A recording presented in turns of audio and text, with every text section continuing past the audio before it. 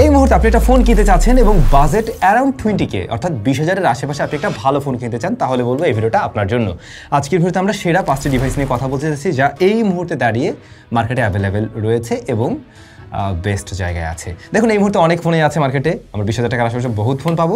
কিছুদিন আগেও different phone ছিল, কিছুদিন পরে নিশ্চয়ই নতুন কিছু আসবে, বাট রাইট নাও আপনার জন্য কোনটা সেরা চলুন সেটা ফাইন্ড আউট করি। হ্যাঁ, অবশ্যই আনঅফিসিয়াল অফিসিয়ালও একটা ফোন রেখেছি, যারা অফিসিয়াল ফোন কিনতে চান তাদের হয়তো বা কাজে লাগবে নিশ্চয়ই। 20K নিচে যদি একটু বাজেট হয়ে থাকে, মানে 19 থেকে 20,000-এর মধ্যে আপনি একটা পাওয়ারফুল ডিভাইস নিতে চাচ্ছেন, আপনার মেইন প্রায়োরিটি হচ্ছে গেমিং বলতে পারেন কিংবা পারফরমেন্সে, আপনার পারফরমেন্স সেন্ট্রিক একটা ডিভাইস দরকার। আপনি বারবার সাজেশনে চলে আসছে এই ডিভাইসটা, আমি জানি আপনি বুঝতে পারছেন। IQ Z10X এই ফোনটাকে দেখতে পারেন। হ্যাঁ, এই ফোনটাতে আপনি খুব আহামরি ডিজাইন, খুব সুন্দর লুক্রেটিভ ডিজাইন পাবেন না, বাট ভালো একটা প্রসেসর রয়েছে। MediaTek Dimensity 7300 রয়েছে এখানে, এবং ফোনটাতে 2 বছরের মেজর আপডেট পাওয়া যাবে, সেই সাথে UFS 3.1 স্টোরেজ টাইপ রয়েছে। সো এই যে জিনিসটা, মানে এই যে পারফরমেন্সের জায়গাটা, এটা আপনি অন্য কোনো ফোনে এরকম প্রাইস ব্র্যাকেটে পাচ্ছেন না। দ্যাটস ওয়াই আমি বলছিলাম এটা বেশ পাওয়ারফুল একটা ডিভাইস। একই সাথে এটা রেগুলার টাস্কে ভালো হেল্প করে, আবার দ্বিতীয়ত এটা গেমিংয়েও মোটামুটি কিন্তু বেশ ভালো একটা পারফরমেন্স দেখাতে পেরেছে, আমাদের টেস্টিং তেমনটাই বলে। আপনারা আমাদের ফুল রিভিউগুলো দেখে নেবেন, এই স্মার্টফোনের প্রতিটারই রিভিউ দেওয়া আছে আমাদের চ্যানেলে, দেখে নিলে আরও বেশি ক্লিয়ার হয়ে যাবেন। তবে এই ফোনটার কমতের জায়গা আছে ডিসপ্লে সেকশনে, যেখানে আমরা IPS LCD প্যানেল দেখি না, রেজলিউশন কম নেই, ফুল HD প্লাস রেজলিউশনের 120 হার্জের একটা প্যানেল রয়েছে, এবং এই প্যানেলটার PPI হচ্ছে কি 393, দ্যাটস ওয়াই বেশ শার্প এবং ডিসপ্লেটা কালারফুল। তবে IPS তো IPS এর মতোই হয়, আর অ্যামোলেডগুলো একটু পপ কালার হয়, বাট একই সাথে এখানে আপনি কিন্তু গ্রিন লাইনের মালিক হবেন না, সেটাও শিওর করে বলা যায়। এখন এই ব্যাপারটা আপনাদের উপরে ছেড়ে দিচ্ছি। এর বাইরে 50 মেগাপিক্সেলের মেইন ক্যামেরা রয়েছে, 2 মেগাপিক্সেল একটা শুটার, আর front facing camera 8 megapixel. Camera খুব আহামরি না হলেও এই প্রাইস পয়েন্টের অনেক স্মার্টফোনের মতোই একটা অ্যাভারেজ রেজাল্ট দিতে পারে। 4K তে রেকর্ড করতে পারে সর্বোচ্চ, স্টেরিও স্পিকার আছে, 6500 mAh ব্যাটারি আছে, অ্যান্ড 44 ওয়াটের charging system. Combo just display বাদে ভাই ওভারঅল সব জায়গায় জোস। ডিসপ্লেও ভালো, অবশ্যই ভালো, তবে IPS দেখতে পারেন যারা পারফরমেন্স সেন্ট্রিক ডিভাইস খুঁজছেন। আচ্ছা, এই ফোনগুলো আপনারা পেয়ে যাবেন কিন্তু তাহামটেকের ইনফরমেশন ভিডিও ডেসক্রিপশনে দেওয়া আছে। তাদের শপ রয়েছে যমুনা ফিউচার পার্কে, তাদের কাছে আপনারা রাইট নাও যে প্রাইসগুলো বলা হচ্ছে এরকম প্রাইস সেগমেন্টে আপনারা পেয়ে যাচ্ছেন। আমাদের লিস্টের দ্বিতীয় নম্বর যে ডিভাইসটা রয়েছে, এটা কিন্তু খুব ব্যালেন্স একটা ডিভাইস, যারা একটু মানে ব্যালেন্স থাকতে পছন্দ করে তাদের জন্য। অনেকে এমন রয়েছেন না যারা মানে সব দিক থেকে ব্যালেন্স থাকতে চান, যে শীতের দিনে আপনি এমন কোনো ড্রেস আপ করবেন যেটা শীতের সমস্যা হবে না, এবং একই সাথে আপনাকে দেখতেও লাগতে হবে সবচাইতে বেশি স্টাইলিশ সুন্দর। তাদের জন্য কিন্তু আমাদের টাইজোর প্রোডাক্ট চলে আসছে, আমার নিজস্ব ব্র্যান্ড টাইজো, যেখানে আপনারা ড্রপ শোল্ডার, তারপর সোয়েট শার্ট, এমনকি আমাদের ক্যাপ সবগুলোই পেয়ে যাচ্ছেন। আর যারা স্যামজনের সাবস্ক্রাইবার তাদের জন্য স্পেশাল ডিসকাউন্ট রয়েছে, 10% ডিসকাউন্ট পেয়ে যাবেন SAM10 এই কুপনটা ব্যবহার করলেই। ডেসক্রিপশনে আমি সমস্ত ইনফরমেশন দিয়ে দিলাম। এতদিন তো আপনারা অন্যদের জিনিসপত্র কিনেছেন, এবারে না হয় আমাদের জিনিসপত্র আপনারা একটু দেখেন। মার্কেট চ্যালেঞ্জ, যে প্রাইস পয়েন্ট আমরা দিচ্ছি এর চাইতে বেটার কোয়ালিটি এই প্রাইস পয়েন্ট আর কেউ দিতে পারবে না, ফর শিওর। তার উপরে ডিসকাউন্ট থাকবে। মটোরোলার একটা ফোনের কথা বলছিলাম, Moto Z86। না, এটা 20,000-এ পাবেন না, 20,000 প্লাস করতে হবে, প্রায় 23-এর ঘরেই যেতে হবে আপনাকে। যদি বাজেট থাকে তখন কি আপনি এই ফোনটা দেখতে পারেন। OLED প্যানেল রয়েছে, 120 হার্জ হাই রিফ্রেশ রেট দেয়, HD10+ এর সাপোর্ট আছে, এবং 4500 নিটস পর্যন্ত পিক ব্রাইটনেস দিতে পারে। অন্যদিকে Corning Gorilla Glass 7i protection করে। এইটার ডিসপ্লেটা সত্যিই বেশ ভালো। ডিসপ্লেটা মানে মিডিয়া কনজাম্পশন বলেন, এমনিতেও দেখতে সবকিছু মিলে ডিসপ্লেটা একদম টপ নচ লেভেলে আছে। প্রসেসরও কিন্তু সেম জায়গায় আছে, MediaTek Dimensity 7300, যেটা আমরা একটু আগের ফোনটাতেই পেয়েছিলাম অনেকটা কম দামে, বাট এইটার পারফরমেন্স তো ভালো। আপনি এখানেও ঠিকঠাকই দেখবেন। 50 মেগাপিক্সেল মেইন ক্যামেরার পাশাপাশি 8 মেগাপিক্সেল আল্ট্রা ওয়াইড আছে। এখন ওই যে বলছিলাম ব্যালেন্স, আপনি ওদিকে Dimensity 7300 পেয়ে যাচ্ছেন, একই সাথে আপনি 8 মেগাপিক্সেল আল্ট্রা ওয়াইড এবং মেইন ক্যামেরাও পাচ্ছেন। ফ্রন্ট ফেসিং ক্যামেরা 32 মেগাপিক্সেলের, এইটার ক্যামেরা কোয়ালিটি বেশ ভালো। Motorola আগের ফোনগুলোতে ততটা ভালো ক্যামেরা না পেলেও এই ফোনের ক্যামেরাতে কিন্তু আমরা একটু ভালো রেজাল্ট পেয়ে যাবো। এরপর ব্যাটারি রয়েছে 5200 mAh অ্যান্ড 30 ওয়াটের চার্জিং সিস্টেম। ওকে, এটা স্ট্যান্ডার্ড জায়গায় থাকে আর কি।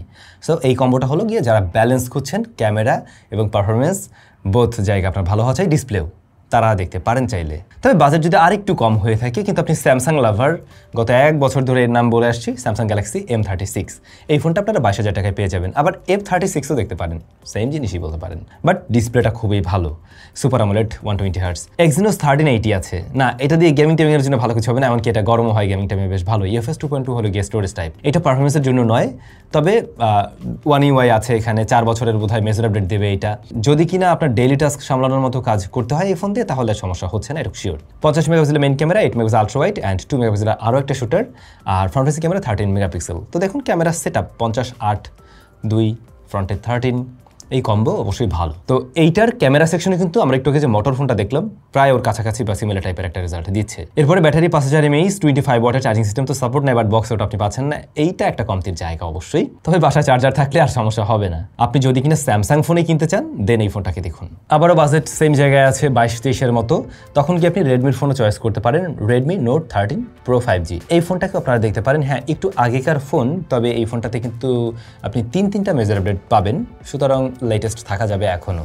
এটা অ্যান্ড্রয়েড 13-এ আসে বক্সে আর কি এভাবে, বাট 3টা মেজার আপডেট পর্যন্ত পাওয়া যাবে। এখানে আমরা অ্যামোলেড প্যানেল পেয়ে যাই 120 হার্টজ হাই রিফ্রেশ রেটের, সুতরাং ডিসপ্লের জায়গাটাও ঠিকভাবে পাস করছে। এরপরে আমরা স্ন্যাপড্রাগন 7S Gen 2 পেয়ে যাচ্ছি, যেটা এই প্রাইস পয়েন্ট আপনি খারাপ বলতে পারেন না।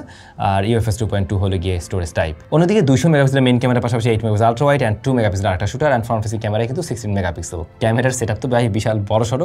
ছবিও যদি আপনি 22-23 দিয়ে কেনেন তাহলে খারাপ বলতে পারবেন না, যেগুলো আছে সেগুলোর সাথে একদমই কম্পেয়ারেবল, বা কম্পেয়ার করতে গেলে কারোর থেকে একটু এগিয়েই থাকবে।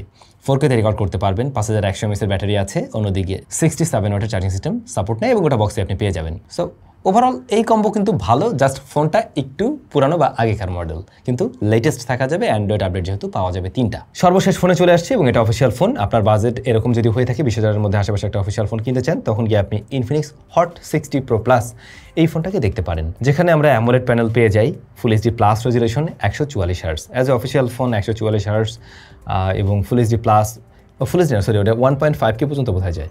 তো সেই জায়গা থেকে ডিসপ্লে অবশ্যই ভালো, এবং যারা মিডিয়া কনজাম্পশন করেন, মাল্টিমিডিয়া কনজাম্পশন করেন, তাদের কাছে এই ডিসপ্লে ডেফিনেটলি ভালো লাগার কথা। মিডিয়াটেক হেলিও Z200 রয়েছে, এটা একটা লেটেস্ট চিপ আপনারা জানেন, এবং মিডিয়াটেক হেলিও Z200 এটা মানে Z100 চাইতে অনেক বেশি পাওয়ারফুল এমন নয় ব্যাপারটা, বাট ওইটারই বলতে পারেন একটা কি বলে একটা নিউ জেনারেশন ভার্সন এরকম কিছু আর কি। UFS 2.2 হলো গিয়ে স্টোরেজ টাইপ, এটা দিয়ে টুকটাক গেমিং করা যায়, রেগুলার কাজ ঠিকভাবে সামলাতে পারে। অন্যদিকে 50 মেগাপিক্সেলের মেইন ক্যামেরা পাশাপাশি অক্সিলারি সেন্সর আছে, আর 13 মেগাপিক্সেলের ফ্রন্ট ফেসিং ক্যামেরা। না, ক্যামেরা খুব আহামরি না, ক্যামেরা মোটামুটি মানের, আর 5160 mAh এর ব্যাটারি এবং 45 ওয়াটের চার্জিং সিস্টেম। এই কম্বো ভালো আছে। এখন ইনফিনিক্সের এই ফোনের দোষ কোথায় আমি বলি, এই ফোনের ক্যামেরাটা আর একটু ভালো হলে পরে অফিসিয়াল হিসাবে খুব দারুণ হতো।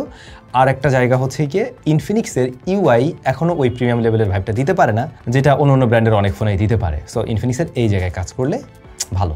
রিভিউর মতো ব্যাপার সবার চলে আসলো। যাই হোক, আপনারা আমাদের রিভিউ দেখলে আরও ক্লিয়ার হয়ে যাবেন। সো এই ফোনগুলো মোটামুটি এই মাসে বা এই সময়ে দাঁড়িয়ে আপনি যখন ভিডিওটা দেখছেন তখন পর্যন্ত ঠিকঠাকই আছে।